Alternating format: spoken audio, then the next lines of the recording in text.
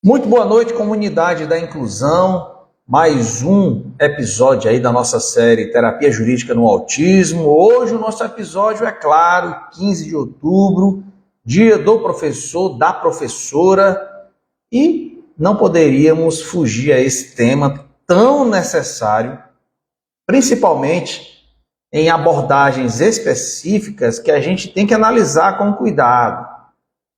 A gente tem como proposta de tema o grito silenciado, o abandono da educação inclusiva no dia do professor. E aí a gente faz, o dia do professor é um dia de quê? De luta, de protesto, de indignação, em razão de todas essas problemáticas anunciadas aí em vasto noticiário, que a gente percebe todo dia, não só as mais assim asquerosas violências, mas as rotinas que adoecem a comunidade escolar como um todo. Mães, alunos, professores, profissionais de educação, o adoecimento é geral. Por quê? A gente tem que identificar. E aí eu quero trazer para o eixo da nossa conversa a capital do estado do Ceará, Fortaleza, a capital, a cidade de Fortaleza, como paradigma aí de análise, como cenário que a gente possa antever o futuro, não só o presente agora, mas o futuro, né, da nossa educação, da estrutura docente e principalmente da educação inclusiva.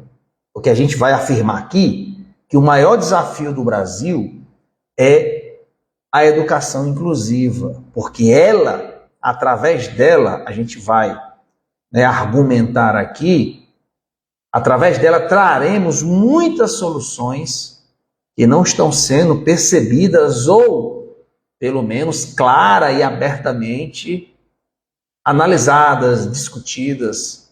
Então é o seguinte, bora para o desafio?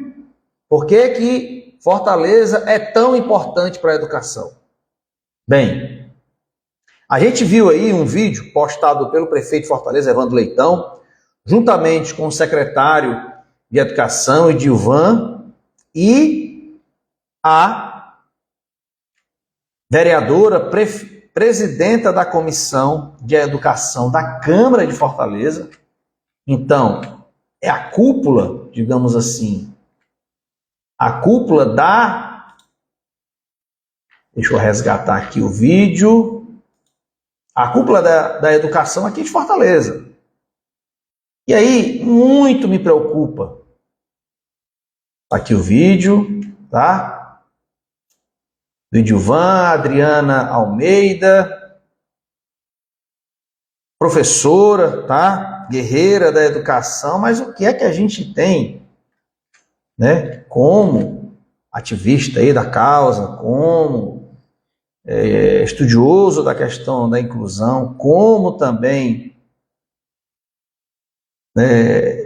pai atípico, por que não, né? Pai atípico também. O que é que nos espera? Bem, o vídeo, tá? A gente não pode celebrar aquilo que não existe. Porque se a gente for facilmente fazer uma pesquisa, a gente vê que a principal preocupação agora do brasileiro é a saúde mental. Saúde mental. Então, onde é que essa saúde mental está sendo mais preocupante? Os professores estão adoecendo. E aí eu tenho aqui pesquisas, aqui no jornal alemão, né? Aqui do Brasil,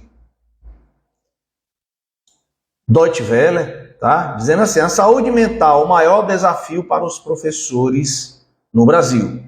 Violência em sala de aula e rotinas desgastantes afetam a saúde psicológica de profissionais da educação. E aí, aquela pergunta, o que é que está causando isso? Desvalorização dos professores, sobrecarga de trabalho em razão do número cada vez maior de alunos por sala de aula, a não longevidade ou planejamento do cargo, porque já temos a maioria dos professores em situação de contratação temporária, então a gente fica nessa indagação. Qual é o problema estrutural? Qual é, pelo menos, a percepção de solução?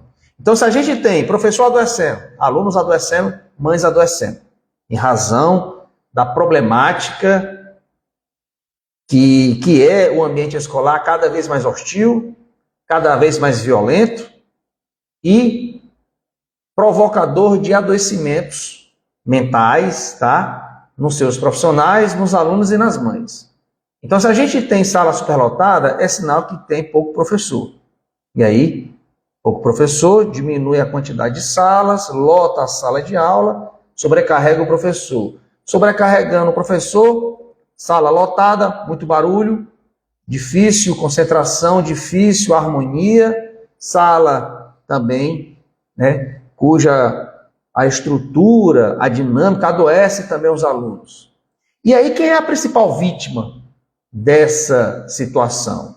A gente sabe que o aluno com autismo é um termômetro da qualidade do ambiente de sala de aula. É ele, o aluno com autismo, que vai identificar, primeiro, sala com temperatura inadequada, quente, por exemplo, sala barulhenta, sala desorganizada e sala com uma quantidade tal de alunos que o professor não dá conta de ou orientar ou de dar a atenção necessária.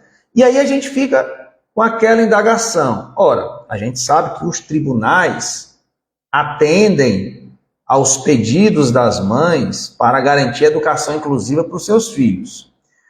Na decisão judicial, atendendo a esses pedidos das mães, a gente sabe também que o judiciário impõe a observância da lei do autismo quanto à disponibilização do acompanhante especializado, cujo nome já diz que não é qualquer acompanhante, é um especializado.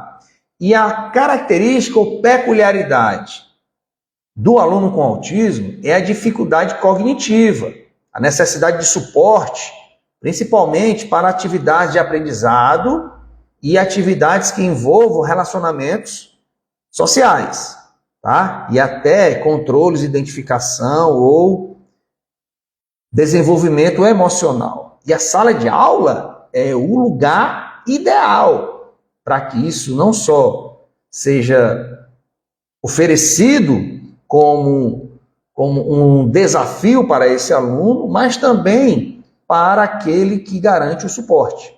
Porque é naquele relacionamento, naquela interação, naqueles desafios apresentados aos alunos, que ele vai se medindo, se superando e evoluindo, se desenvolvendo. Mas eu preciso do suporte adequado. Então, como eu vou perceber o suporte se eu não tiver uma análise, um acompanhamento das dificuldades desse aluno para estabelecer com precisão o nível de suporte pedagógico adequado que esse aluno tem que receber em sala de aula? E a escola, gente, necessita de um acompanhamento pedagógico, não é qualquer outro acompanhamento. Todos os demais alunos com deficiência precisam, tá, de um acompanhante, de um profissional para o apoio escolar. Tá? É aquele que faz a locomoção, a garantia da locomoção. Aí você pensa alunos, né, com deficiência física, alunos com deficiência visual, tá? Então precisam de algum guia para a sua locomoção, algum estímulo, o aluno com autismo também. E aí você tem as necessidades de alimentação, porque você pensa logo nas restrições alimentares, e não é só aluno com autismo que tem restrição alimentar, você pensa aí nas várias alergias, nas várias condicionantes de restrição alimentar, glúten, etc., que, né, de acordo com receita médica, vai apontar a necessidade de adaptação alimentar. E aí eu preciso de alguém verificando a regularidade da alimentação desse aluno. E preciso também do setor de merenda, da cozinha e dos seus profissionais da escola alinhados com isso, com esse planejamento. Então, eu preciso de um profissional para as áreas externas, que é o profissional de apoio escolar previsto na Lei Brasileira de Inclusão. Eu preciso desse profissional na escola. E não é qualquer profissional como a Prefeitura de Fortaleza aqui e outras prefeituras fazem. Contratação por esquema de voluntariado, de profissionais, não, de pessoas que têm apenas um nível médio, segundo grau, sem a qualificação ou sem capacitação exigida. Então, tem segundo grau? Tem. Pode ser recebido na modalidade de contrato voluntário, de relação voluntária. E aí eu vou lhe dar uma ajuda de custo. Vou lhe dar R$ 1.050 para você trabalhar não, se voluntariar 8 horas, nos dois horários, né, de aula, manhã e tarde. Então percebe, aí eu tenho profissional contratado de forma voluntária, aprendendo o que é inclusão, aprendendo o que é o autismo, aprendendo o que são as necessidades da pessoa com deficiência. E aí ele vai ser capacitado durante as atividades dele, porque ele não é exigido dele capacitação anterior. E aí, só que eu não tenho vínculo desse profissional com a escola, e eu preciso de vínculo para o estreitamento da relação somente com os alunos com autismo, e a rotatividade dessa pessoa voluntária é muito alta, porque mal remunerada, tá? Não é nem remuneração, é ajuda de custo. Muito baixa, então na primeira oportunidade de um emprego melhor, ele vai para outro local, então sai, entra outro, corta-se constantemente o vínculo que aquele aluno com autismo estabeleceu com aquela pessoa, então péssimo para o progresso aí dessa relação, para a interação desse aluno, para o desenvolvimento dele. Só que essa pessoa voluntária é para esses ambientes fora da sala de aula. O bicho pega, digamos assim, é dentro da sala de aula, quando as relações ali vão estar muito estreitas, muito alinhadas, seguindo regras, normas, para a realização do aprendizado, das atividades. E aí eu preciso de alguém capacitado, especializado naquela atividade. Eu preciso de um professor. Lembra, eu tenho um professor regente que, né, repassa o conteúdo das disciplinas curriculares, né? E aí eu vou ter a necessidade de, junto com esse professor regente, ter mais outro professor que acompanha a inclusão desses alunos, na quantidade necessária de acordo com os alunos presentes em sala. E por que Fortaleza é tão importante? Ora, Fortaleza, gente, ela é a capital cujo prefeito é do mesmo partido e do mesmo grupo, alinhado, portanto, ao governador do estado, alinhado, portanto, não só ao governador, mas ao ministro da Educação, ao líder do governo na Câmara dos Deputados e ao presidente da República. Então, repara que Fortaleza reúne todas as condições políticas. Repito, né? Fortaleza reúne todas as condições políticas, porque do mesmo partido e do mesmo grupo político, eu tenho o prefeito, governador, ministro da Educação, líder do governo na Câmara e o presidente. Então, eu tenho uma conjunção sem igual. Nenhuma outra capital tem isso. Nenhuma outra, né? Assim, referência municipal tem isso. E aí eu pergunto, depois de quase um ano, estamos no dia 15 de outubro, final do ano já é bem aí, passado um ano, nós não temos um projeto, nós não temos um planejamento de inclusão. A capital que poderia ser referência, modelo, a capital que poderia ser referência, modelo para a educação inclusiva no Brasil, não tem planejamento, não tem perspectiva para efetivar a educação inclusiva. E eu falo isso não à toa, falo isso baseado nos dados. Eu tenho uma ação judicial tramitando, uma ação civil pública do Ministério Público do Estado do Ceará contra o município de Fortaleza desde 2018. Eu tenho decisão, uma sentença contra o município não cumprida e, né, vem a juíza a aplicar multas contra o município inadimplente que está descumprindo essa ordem judicial. E não temos o planejamento para não só cumprimento da ordem, e aí vai recebendo multa, vai, recebendo punições, não só eu não tenho planejamento para contratação do que o Ministério Público pede, que é o mínimo. Qual é a exigência dessa ação civil pública? Que o município contrate profissionais de apoio escolar. Profissional de apoio escolar, não é qualquer outro profissional, como querem dar às prefeituras aí. Auxiliar de inclusão, monitor, enfim, acompanhante, profissional de apoio escolar, que é a denominação usada pela Lei Brasileira de Inclusão. Não há, porque não há cargo, não há função, porque a função é aquela que está na Lei Brasileira de Inclusão. Eu não tenho, portanto, uma contratação nem temporária, porque eu tenho voluntariado. É o cúmulo do amadorismo, é o cúmulo da omissão, é o cúmulo do descompromisso com a educação inclusiva. E como a gente pode cobrar o prefeito, cobrar o secretário, cobrar a vereadora, que é a presidenta da Comissão de Educação?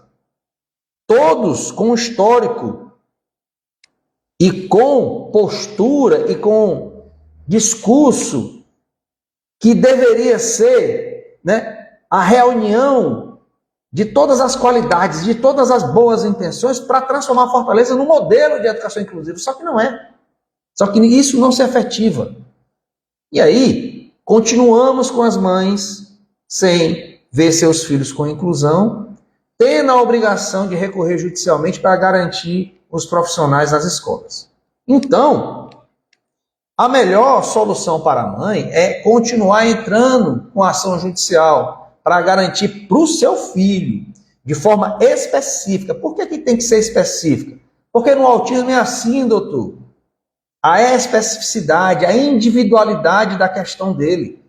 Eu não tenho como ter uma ação civil pública garantindo os profissionais para todos os alunos, porque depende de aluno para aluno. Um aluno precisa de um acompanhamento exclusivo, outro precisa de um profissional e aceita até outro acompanhando, 1 até 3 alunos ao mesmo tempo. Vai depender de aluno por aluno. Então eu preciso saber a individualidade daquele aluno, para eu garantir o suporte, o acompanhamento desse profissional especializado de acordo com a necessidade desse aluno. E aí a gente tem, por exemplo, o Comitê da ONU de aplicação da lei, da Convenção Internacional da Pessoa com Deficiência, simplesmente ignorada. Eu tenho um comentário geral sobre a educação inclusiva do Comitê da ONU, impondo aos países, como impondo ao Brasil, a sua observância. E a gente vê a ignorância desse documento. A gente não vê agora na discussão do Plano Nacional de Educação, que busca planejar a educação para os próximos 10 anos, a gente não vê nem citação dele. E aí a gente fica na pergunta, poxa, as mães vão carregar a educação inclusiva nas costas, na sua luta, no seu esforço? Exatamente, é o que está demonstrando todo o quadro que se apresenta. E aí a gente fica nessa abordagem, fica nesse estímulo, nesse esclarecimento para que as mães não tenham ilusão, para que as mães saibam muito bem o que fazer. Não há planejamento, não há, pelo menos do que se coloca, nenhuma perspectiva de que voluntariamente o seu filho vai receber o profissional de educação. Então cabe a você exigir o direito dele pela via judicial. Aí sim, a gente tem, através da ordem judicial, a garantia de que seu filho vai receber o profissional de inclusão. Porque sem isso, eu não tenho como falar para você o que é que você pode esperar da educação inclusiva nas escolas. Então, não é desanimar, não é perder a esperança, é ter clareza da nossa luta, clareza da nossa estratégia, clareza dos nossos objetivos. E não se enganar, porque se a gente vai para qualquer outro município, a gente vê partidos diferentes, a gente vê governos diferentes, históricos diferentes. Mas a postura de omissão, a postura de negligência é a mesma. As mães estão aí a lutar, a clamar, a se indignar com a mesma proporção em todos os municípios. Então, mãe, tenha essa clareza, não perca a esperança, porque a esperança não se perde. A gente luta pelo direito do nosso filho. E desse direito a gente não desiste. Só que a gente tem que ter clareza nessa nossa luta. Uma perspectiva de estratégia, certo? E aí, o que mais? Vamos lá, vamos analisar o que o vídeo do prefeito, do secretário de Educação de Fortaleza e da presidente da Comissão de Educação nos traz, tá? Vamos lá, pontos positivos anunciados. Central de apoio, né, para o professor, planejamento domiciliar, reconhecer que são medidas válidas, né? Claro, é importante, medidas válidas, mas só que a gente tem um silêncio estrondoso. Onde está a educação inclusiva nesse anúncio? Percebe? Não se fala em educação inclusiva. O seu prefeito, seu secretário de educação aí no seu município, no seu estado, falou disso? A gente não ouve o ministro da Educação falar sobre isso. A gente não ouve o secretário de Estado de Educação falar sobre isso. A gente não ouve o secretário municipal de Educação falar sobre isso. Certo? Então, em nenhum momento, né, houve um anúncio, um plano, uma menção ao atendimento educacional especializado. A gente tem as verbas do MEC chegando ao município, mas a gente não ouve nada sobre atendimento educacional especializado. A gente vai ver que lá na apresentação do deputado federal Mose Rodrigues, aqui do Ceará, que é o relator do Plano Educacional, Plano Nacional da Educação, ele coloca lá a perspectiva. Só que aí essa análise vai ficar para uma outra live. Mas a gente vê a perspectiva lá, nessa apresentação do relatório dele, do compromisso para a implantação do atendimento educacional especializado. Eu não ia nem mostrar não, mas eu já vou pegar aqui. Cadê? Eu já vou logo falar sobre essa abordagem, tá? Deixa eu abrir aqui direitinho.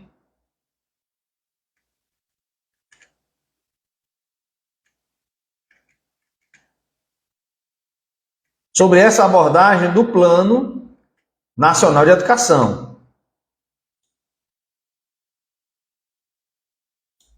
Câmera.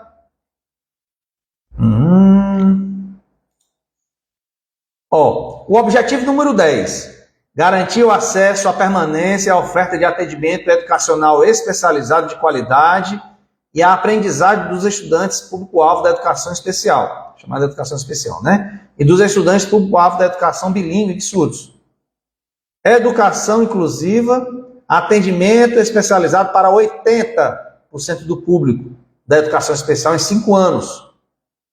E para 100% até o fim do decênio. A fim de 10 anos, tá? Salas de recurso multifuncional em 100% das escolas. Já deveria ter, mas ótimo, tá? É o que a gente precisa garantir. Alfabetização em Libras, que é uma garantia, inclusive, de outra convenção de Marrakech. Alunos com outras habilidades de superdotação, aqui é outro problema, que a gente tem pais tentando pelo EJA um diploma do seu filho com altas habilidades ou superdotação quando ele passa no vestibular, porque ele não teve a progressão das outras salas de aula, na sua aptidão dos conhecimentos, dos conteúdos daquela série, ele não foi adiantado, chega no primeiro e segundo ano, passa no vestibular e não vai poder fazer a faculdade porque não tem um diploma. É uma complicação. Mas, de toda forma, não temos aqui garantido, por exemplo, a concretização do planejamento educacional individualizado dos alunos com autismo. Por que eu digo que precisava aqui constar no Plano Nacional de Educação a questão do autismo? Porque isso é um tema do próprio Comitê da ONU. O próprio Comitê da ONU coloca o autismo como necessidade educacional prioritária, porque as suas peculiaridades, os seus condicionamentos colocam o autismo como um grande desafio para a escola, porque é cognitivo, não é de acesso físico, não é de fornecimento de material braille ou de intérprete, é de compreensão, é cognitivo, é de relacionamento. Eu preciso de um reforço específico para o aluno com autismo. Quem diz isso é o Comitê da ONU. Isso é determinação internacional, de comum e conjunto para todos os países, inclusive o Brasil. E aqui não se fala. Temos, em tese, especialistas falando sobre o Plano Nacional de Educação, mas nem o comentário geral 4 do Comitê da ONU sobre a aplicação da parte dos direitos da educação contidos na Convenção Internacional da Pessoa com Deficiência, a gente não vê aqui respaldado, replicado. Mas o que é que isso nos revela? Não há uma atenção específica para a questão do autismo. Não há, pelo menos, a noção de seguir as orientações do Comitê da ONU. Não há a questão individualizada na abordagem do autismo. Não há a garantia de profissionais para o acompanhamento do aluno com autismo ou do aluno com necessidade de suporte para desenvolvimento intelectual, desenvolvimento cognitivo, desenvolvimento de aprendizado. Não há isso, né? Aqui, pontuado nos objetivos, objetivo 10 aqui da apresentação do deputado Moço Rodrigues, lá na apresentação do relatório da Comissão Especial para a Formação, para a Construção do Plano Nacional de Educação.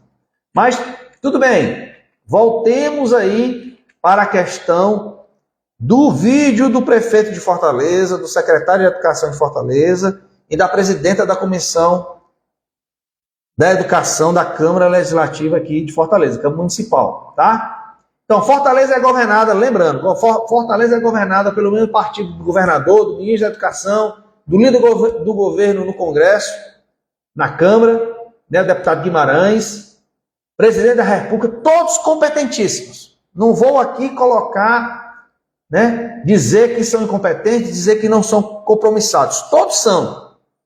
Mas se todos são, e a gente tem esse alinhamento de governo, esse alinhamento de partido, tá? Eu não vou falar do partido porque no governo passado também era a mesma coisa. No governo seguinte, no atual, continua a mesma omissão, continua a mesma negligência.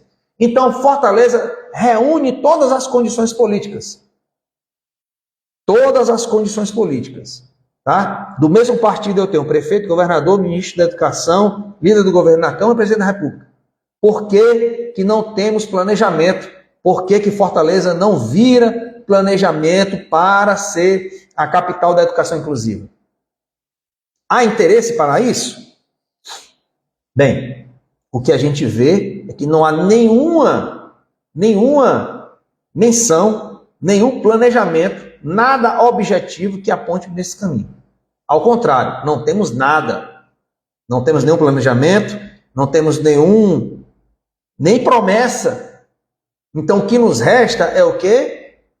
A via judicial.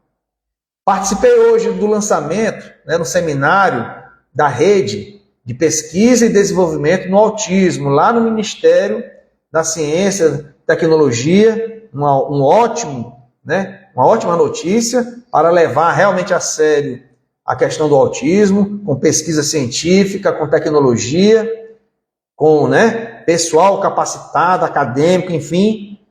E lá houve uma fala de um deputado lá de São Paulo, muito preocupado com a questão da inclusão, só que ele fala de judicialização. Não, estamos passando por um... Mas é claro, doutor, se há exclusão de alunos, se há falta de garantia ou falta de entrega do direito, é claro que eu vou judicializar.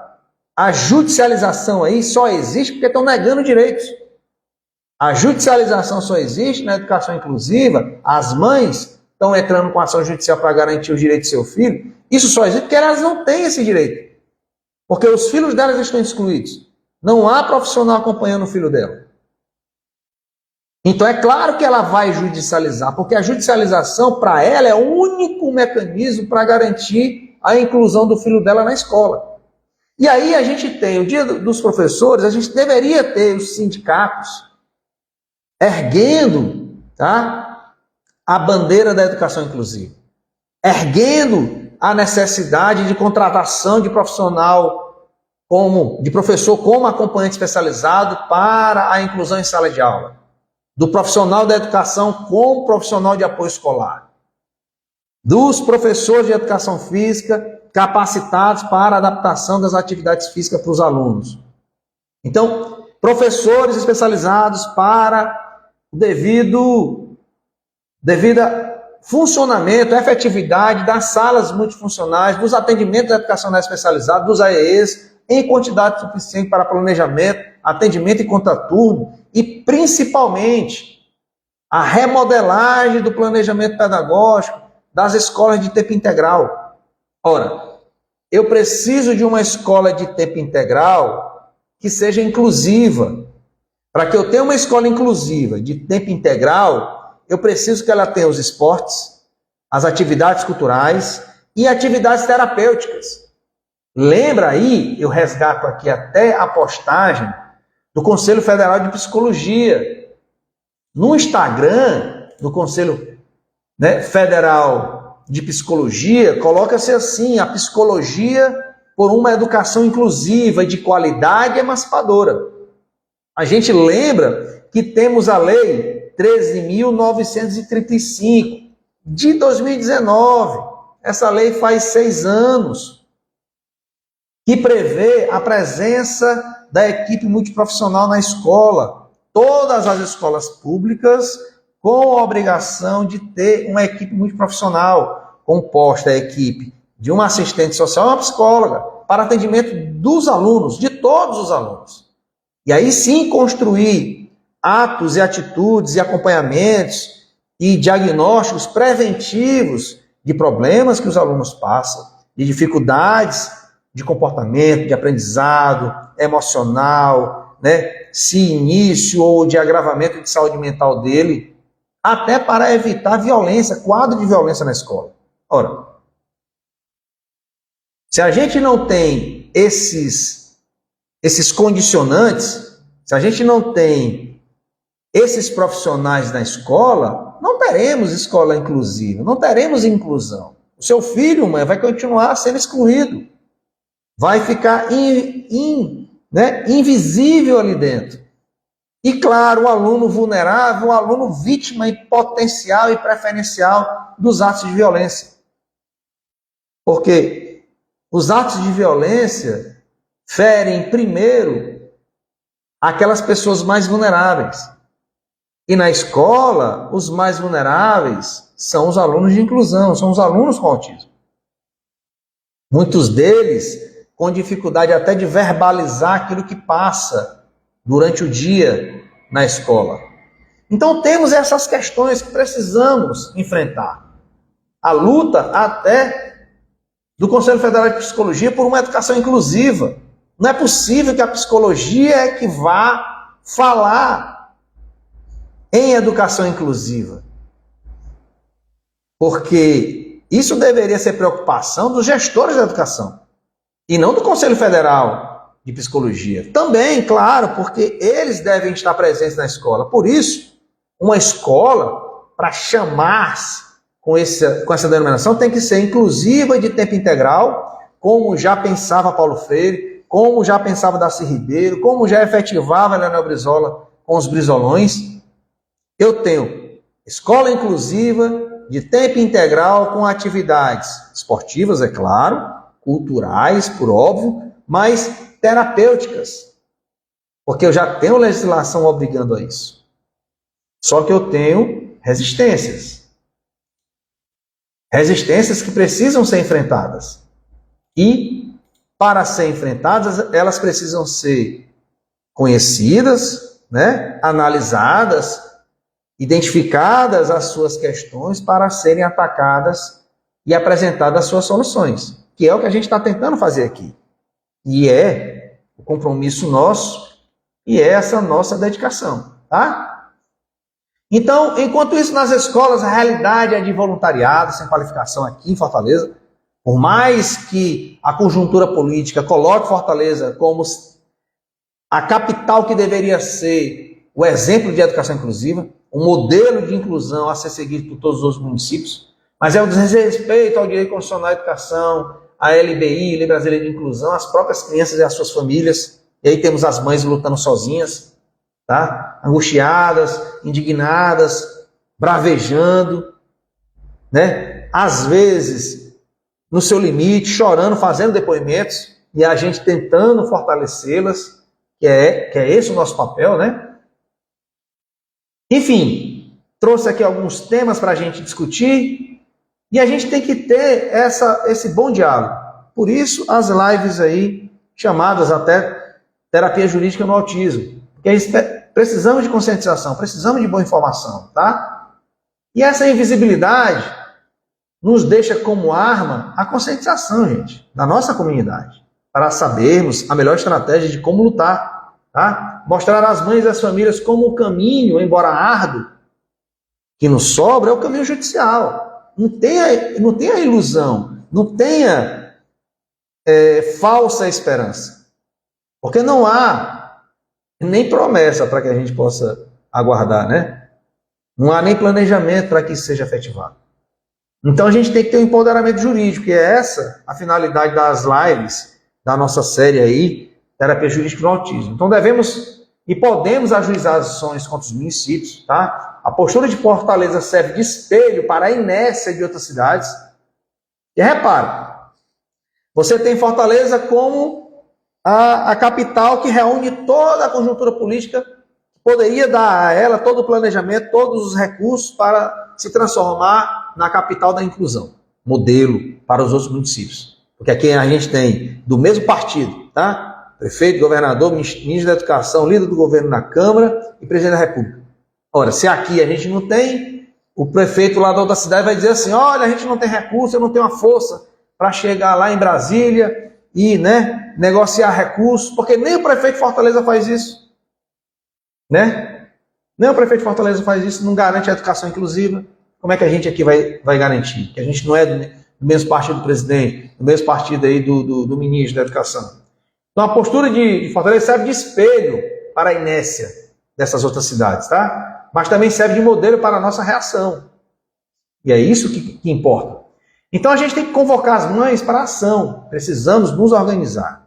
Precisamos cobrar, exigir. Porque a luta não é um favor, é um direito, né? E assim como um direito, a gente pode lançar mão, exigir. E como é que a gente exige?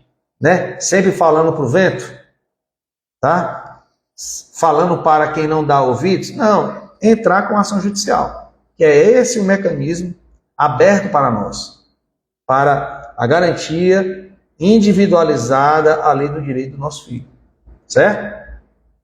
E aí, se fosse para resumir aqui o nosso bate-papo de hoje, a gente teria discurso vazio, que fala e não entrega, a realidade cruel que a gente tem nas escolas, o adoecimento dos professores, o adoecimento dos alunos, o adoecimento das mães, a transformação desses adoecimentos ou em afastamento, tá? Ou assim, ficar de cama, ficar afastado, ou transformar esse adoecimento em violência, que é o que está acontecendo.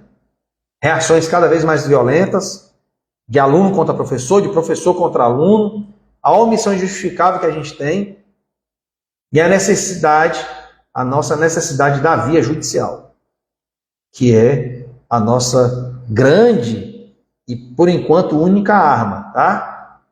E o que a gente tem que fazer, gente, é esse exercício aqui, é esse pensamento. Reconhecer o que está à nossa frente, né? Não só os sinais, mas o que há de concreto, objetivo, para que a gente possa esperar ou não uma melhoria das mãos de quem deveria realizá-las. E se não há essa perspectiva, porque não há nada de objetivo, temos que partir para o que, né, nos sobra, que é sempre, quando eu não recebo um direito, quando há um ilícito contra mim, quando há danos contra mim, eu lançar mão do meu direito de ação judicial para a proteção do meu direito. A ação judicial, a judicialização que estão criticando aí é para lhe convencer a não ir no judiciário. Mas não caia nessa não. A via judicial é a sua única garantia quando o direito é negado. Então não espere o tempo passar não, né? Veja com um advogado da sua confiança, veja com uma defensoria pública, uma associação da sua confiança que tem um apoio jurídico para você, uma faculdade que tem um núcleo de prática jurídica, mas entre com a ação judicial. É o seu direito que está sendo negado, o direito do seu filho, e você fala por ele, por ser mãe, por ser pai, tá? Nós temos aqui na associação pais também que entraram com ação judicial, que tomam a frente dessa luta, mas a grande maioria são as mães que agem, porque elas é que estão à frente dessa luta, quase sempre sozinhas, infelizmente, mas, né, o que a gente faz aqui também é para fortalecê-las, para deixá-las não só, tá, com semblante altivo, certas do seu direito, mas também para mostrar a elas de forma objetiva a melhor estratégia. Tá? A gente está fazendo aí divulgação das ações judiciais que a gente está movendo para garantia de terapia no SUS, direito de saúde básico.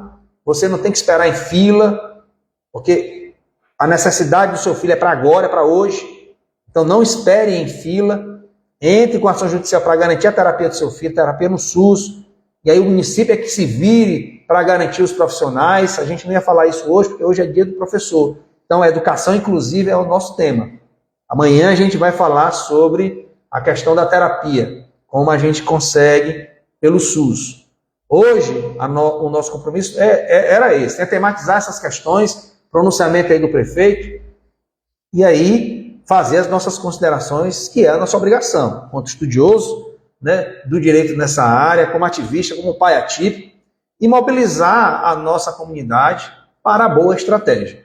Certo? Então, né, eu acredito que, em um resumo geral aí, eram essas as considerações que eu me planejei, que eu trouxe aqui para o nosso debate. Espero que a gente esteja colaborando, né, influenciando de forma positiva aí vocês que nos acompanham, mas de qualquer forma é a nossa tarefa, a nossa obrigação, e aí a gente vai se esforçar ao máximo para entregá-la da melhor forma possível. Certo? Então, gente, vai ficar aí disponível na página a nossa live com esses comentários sobre a educação inclusiva, as omissões dos prefeitos, secretários de educação, toda essa movimentação para que a gente possa orientar juridicamente de forma adequada, empoderar, né, e deixar, né, com um semblante altivo as mães, principalmente, que estão nessa luta, mas orientar, antes de mais nada, entre com a ação judicial para garantia, para a proteção do direito do seu filho. Certo? Então, fiquem bem, fiquem com o ânimo, né, com o moral elevado, fortalecidos para essa luta, porque cada dia a gente tem que ter a certeza de que estamos do lado do direito, a lei nos ampara e o judiciário nos dá razão. Precisamos, né, trilhar o bom caminho pela boa estratégia para alcançar os nossos objetivos, que são os direitos dos nossos filhos, tá? E não deixar o tempo passar, tá certo? Então fiquem bem, feliz aí Dia dos Professores para todos, principalmente para os professores que estão na luta e principalmente mais ainda aqueles que estão apoiando a causa da educação inclusiva junto com as mães, fazendo a boa orientação, incentivando, porque precisamos deles, porque as mães lutam para a contratação de professor, as mães lutam para a contratação de profissional da educação. Então as mães atípicas são as principais lutadoras para o reforço na quantidade de profissionais da educação, para os profissionais de inclusão estarem ali presentes nas escolas, na quantidade adequada e com a especialização devida, certo? Então, gente, boa noite, uma ótima quarta aí para todos e até amanhã com mais uma live, mais um episódio da nossa série Terapia Jurídica no Autismo.